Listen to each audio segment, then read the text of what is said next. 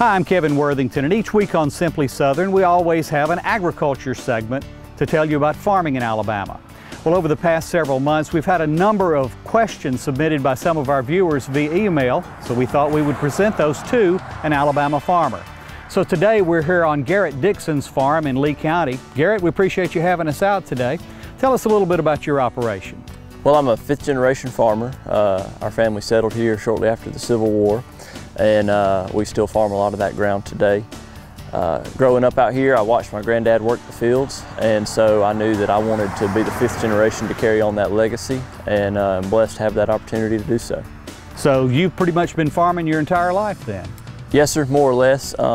It seemed like less work when I was a kid, and the older I got, the more I realized that it was actual work. So this is something that's just really been in your blood, that you were sort of born into being a farmer? Yes, sir, that's right. I think you kind of have to love it to be able to do it, and I fell in love at an early age, and it's just continued on. All right, great. Well, we got some questions here for you from some of our viewers, so I want to give you a chance to answer those. Jack Gressman asks, how do you decide each year what crops to grow? Well, typically for us, we grow cotton and peanuts every year, and we use that for a rotation, and we choose to grow cotton and peanuts because they're well suited for our predominantly sandy soils. That will vary throughout the state based on each farmer's rotation and the finances of a particular crop that year. All right. Robin Rigdon asks, I always see what appears to be a lot of cotton left in the field after harvest. Is this waste or the fault of the way that it's picked? Well, that's a good question, and one of the more common ones we get. And so it's kind of a maybe. It can be a result of how it's picked. The spindles on the cotton picker may be getting dull and unable to grab the lint as well, but oftentimes it's because of bowls like this that don't open fully, and it's harder for the spindles to grab that lint and put it in the basket. And then when you come back later and mow the stalks once you've finished picking, it makes it look real trashy behind the bush hog, and so it looks worse than it often appears. So when you see that small bit of cotton out in the field, there's really no economic reason to go out there and get that, is there? That's right. You know, we can pick 25, 30 acres a day with a 4-row cotton picker, and so we can move across ground pretty quick. And the amount of time and effort it would take to come back and get what is left wouldn't pay for the fuel to do so. All right. Well, our last question is from Timothy Ford in Tuscaloosa. When growing crops like cotton, how many acres is needed to have a full crop, and what is the mature time from ground to mill? Well, that's another good question. It's also another hard one to answer because it varies throughout the state from region to region as well as from farm to farm. There are some farms that grow 100% cotton, so all their acres are in cotton. A lot of farms grow multiple crops, and so they rotate field to field. Sometimes it's a pretty set number of acres. Like we try to have 2/3 cotton, 1/3 peanuts. Other farms may break that down in different ways.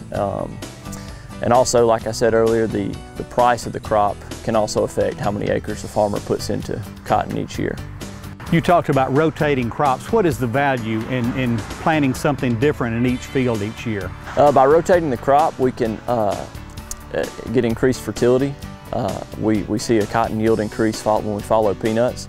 By putting cotton behind the peanuts, we have reduced disease in the peanuts, and it really kind of gives a complete picture of the farm as well as diversifies us to hopefully weather hard times a little easier. All right. Garrett Dixon, we appreciate you having us out to your farm today. If you have a question for an Alabama farmer, just drop us an email at askafarmer@simplysouthern.net. In Lee County, I'm Kevin Worthington for Simply Southern.